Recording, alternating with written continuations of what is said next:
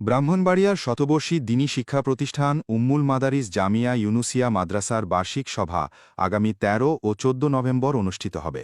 ঐতিহ্যবাহী জামিয়া ইসলামিয়া ইউনুসিয়া ব্রাহ্মণবাড়িয়া ১১৩তম আন্তর্জাতিক ইসলামী মহাসম্মেলন আগামী ১৩-১৪ নভেম্বর।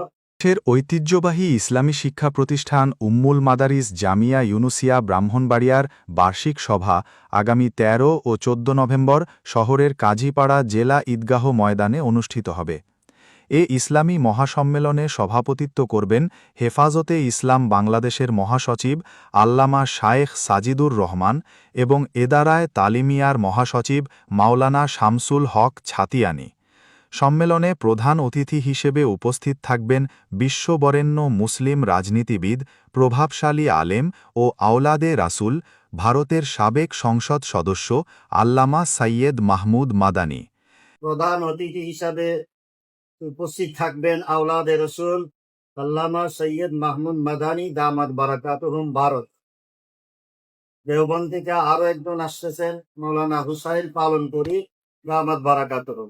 বিশেষ অতিথি হিসেবে দেশের শীর্ষস্থানীয় ইসলামী স্কলার, পীর মাশায়েখ ও ওলামায়ে কেরামগণ অংশগ্রহণ করবেন।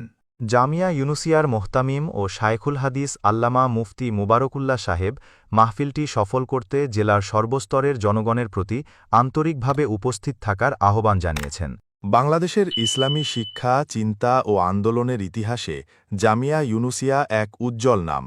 নীতি, আদর্শ, আকিদা ও বিপ্লবের চেতনায় এই প্রতিষ্ঠান সবসময় অগ্রভাগে থেকেছে। কাদিয়ানি ফিতনা প্রতিরোধের লক্ষ্যেই প্রতিষ্ঠিত এ মাদ্রাসা দেশের স্বাধীনতা পরবর্তী সময় থেকে আজ পর্যন্ত ইসলাম ও ন্যায়ের পক্ষে বলিষ্ঠ ভূমিকা পালন করে আসছে। ২০০১ সালের ফতোয়া রক্ষা আন্দোলন, ২০২১ সালের মোদি বিরোধী আন্দোলন সহ নানা ইসলাম ও দেশরক্ষার আন্দোলনে ঐতিহাসিক ভূমিকা রেখেছে জামিয়া ইউনুসিয়া।